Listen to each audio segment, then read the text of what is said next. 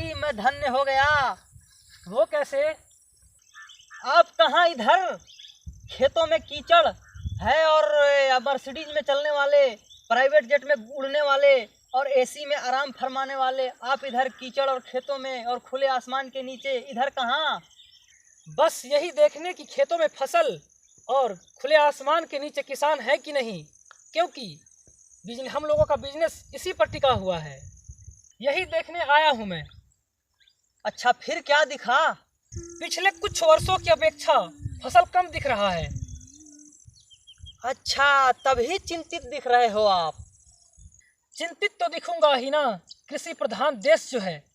कृषि प्रधान देश तो है, लेकिन किसानों के साथ बहुत अन्याय और किसानों के साथ अनदेखी हो रही है। जो है मिलना चाहिए वो व्यवस्था नहीं मिल पा रहा है किसानों को इस देश में।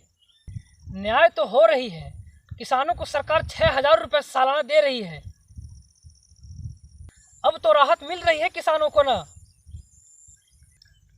कृषि प्रधान देश तो है, लेकिन और देश का दूसरा पिलर हो कृषि, उस देश के किसानों को सालाना 6,000 रुपये देकर यहाँ की सरकार ढिंढोरा पीटती है, और तुम बिजनेसमैनों में से कोई बिजनेस के नाम पर कर्ज लेकर कोई 600 करोड़, कोई 6,000 करोड़ लेकर फरार हो जाते हो, तो क्या? अरे किसान भाई, हम भी तो टैक्स देते हैं और देश के तरक्की में योगदान करते हैं। अरे किसान भाई, हम अपने बिजनेस के माध्यम से बहुत सारे लोगों को रोजगार देते हैं। अरे हाँ हाँ, तुम बिजनेसमैनों से ज़्यादा तो हम टैक्स देते हैं, और हम किसानों के टैक्स हम लोग टैक्स देते हैं सभी तरह के फसलों के बीजों को खरीदने समय, उर्वरक खादों को लेने के समय, और कृषि यंत्रों में जैसे ट्रैक्टर, हार्वेस्टर, पानी पंप इत्यादि सभी चीज़ों में टैक्स देते हैं। इसीलिए किसान परेशान है। अरे किसान भाई, तुम तो सीरियस हो गए। किसानों के यहाँ बात सीरियस ही होती है। कभी बीवी बच्चे, कभी बीमारी, कभी कर्ज, इसमें किसान परेशान बर्बाद है।